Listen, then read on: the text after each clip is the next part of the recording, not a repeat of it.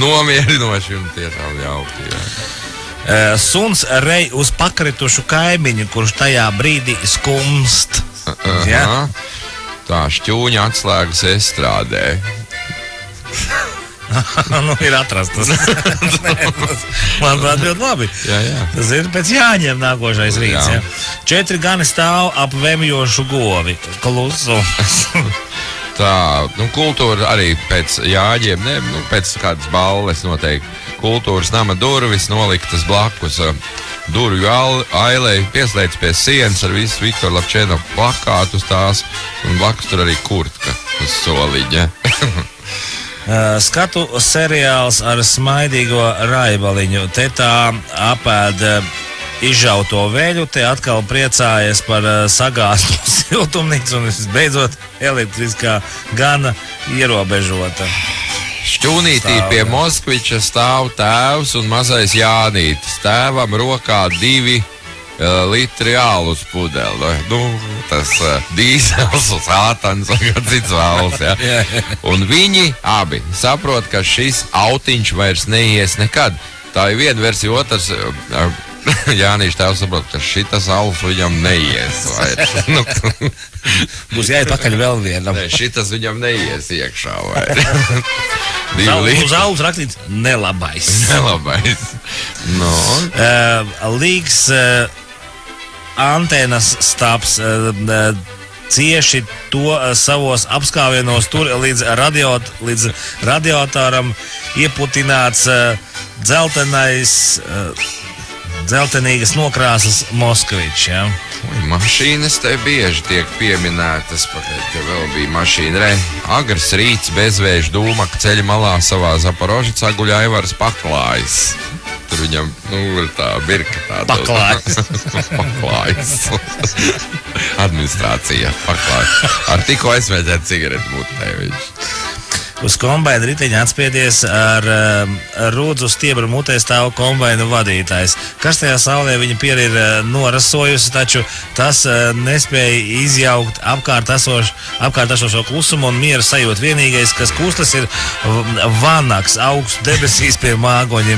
Kombaina vadītājs jau 2 stundu gaida policiju.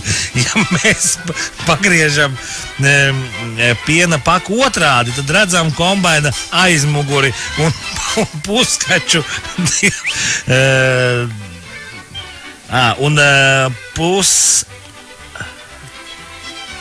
pusakultu divguļamo telti. Arī šajā pakas pusē ir jūtams miers un klusums. Viņš ir Viņš zināja labā ainiņas pakas vienu otru pusi. Viņš gaida mentas. Un kurinātavu savienojošās siltumtrases trubas skatās mākoņu rāmā plūdumā. Tā, laimīgs ganiņš stāv siltā govs sūdā, ja? Rītausmā sēņotāja no vietas mēteles sastumts akas spainī. Ganiņš čurā virsū ēzim. Jā, šīs lietas jums ir patikušas. Lauka malā aiz kupla kārklu krūma, plecīgi zemnieku puisis vēl kājās bikses un par plecu skatās uz to, ko atstājis krūma malā.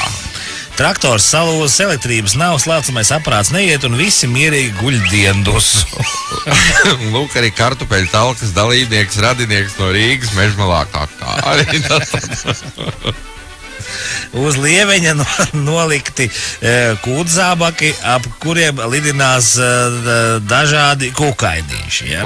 Uz akas malas stāv kūpoša ķīseļa bļoda, kurā viena pēc otras sakrīt lielas zaļas mušas. Uzlaidusies muša uz guļošas laucējas deguna. Tūplānā labi redzamas nāsis. Tā te ir mazliet iekšā. Ar laukiem sakara liela nav, bet vienalga. Arī viņiem patīk to darīt. Omer Hopi istabā izspēlē ainiņas no Hameleona rotaļām. Fonā mazmeitiņu uzkop virtuvi, kur viņi tikko beidz izspēlēt seriālu Nikita 26. sērijas ainu ar simulēšanu. Klus vasaras rīts uz ezera laiva, kurā uz dinamīta kastes sēž Agras makšķernieks.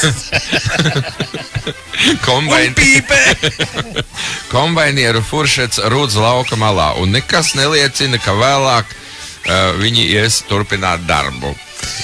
Maigi un zīdaini garāji no siltās Govas Pļakas lauka vidū, nu tad ziemas spelgoņā sastingusi kūtsmēsla čupanu un vēl slaucējs gumijzā vaka atstātie pēdu nospiedumu uz klusā laukceļu. Nu, klētī pie sienas pielipusi vilnas zeķe. Pagalma vidū zem kupla ozola zariem, tā kā dziesma gandrīz četrāps, nometies vīrs ar biezu vateni, mugurā dzer pienu no spaiņa. Lauku veikals pirms algas dienas resna bodies, nedaudz saliekusies, pirkumu ieraksta parādu burtnīcā, vai ne? Un priekšā stāv stalts traktorists, Aigars. Jā, dīķa ledu iesali sportvelis ar klases žurnālu. Divi zirgi pēc gara ceļa, viens tāpat, kājā stāvot, atbalsties pret otru un snauž. Ja? Lauku skolotājs slauka brilles rūtainā žokeja cepurē un piemiegtām acīm skatās, kā gailis min vistu. Govs nevar saprast, būs šķaudiens vai nebūs.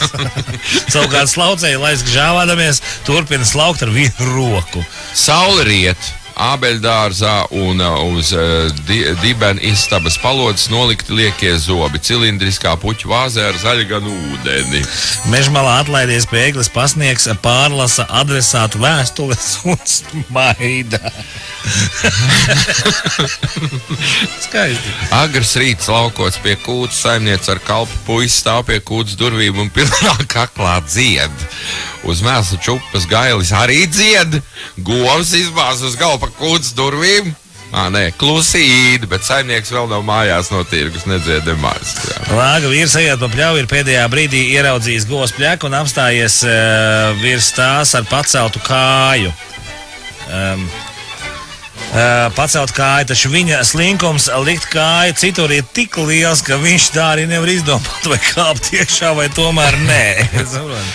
Bullis vēl ganu, aizķēdes, pa rīta rasoto zāli. Triptiks ar mopēdu. Mopēds šķūnī, vīrs uz mopēda bagažnieka nostiprina somu, rūcošs mopēds graumalā. Vecais zootehniķis Kārlis ar miglainām acīm vēro govju apsērgošanas operāciju. Anniņa uzlikusi galvu Jānitim uz pleca, sapņo par kopējo nākotni, bet fonā klusi turpinās matemātikas stunda 5. klasē. Tur reklāmas plakāts ar labs traktorists Fjodors eļļainās aplīsušā pufaiciņā lēni košļā Snickersu traktora T40 fonā. Ir te vēl? Nē.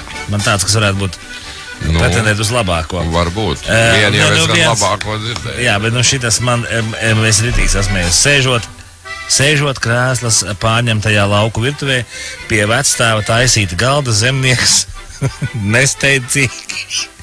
nesteidzīgi šmugulē grāmatvedības ieskaiti valsts ieņēmumu dienestam.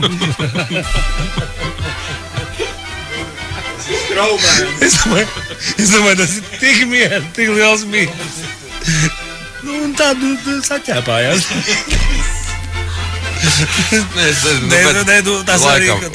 Bet tā apokalipse, ja, kad ir beigusies jau, tad man liekas tomēr miers lielāks pēc tā klusās dabas. Te vai šitos abus izliekam? Mums tā nav bijis. Tā nav bijis. Ieliekam abus, pēc tam izlozēsim mums starp sešiem. Jo uz kombaina riteņā atspiedies ar rūdus tik par mutēs nav kombaina vadītājs. Kas tajā saulē viņa pieri ir norasojusi, taču tas nespēja izjaukt apkārt esošo klusumu un mieru sajūtu. Vienīgais, kas kustas, ir vanaks augsts debesīs pie mākoņiem. Kombaina vadītājs jau 2 stundu gaida policiju. Ja mēs pagriezīsim piena paku otrā, tad redzēsim kombaina aizmuguri. Un pussakultu divguļamo telti. Arī šajā pakas pusē ir jūtams miers un klusums. Tas jā, bet es domāju, šī tas skats arī. Sēžot krēslas pārņemtajā lauku virtuvē pie vecstāva taisītā galda zemnieks nesteidzīgi šmugulē grāmatvedības atskaiti valsts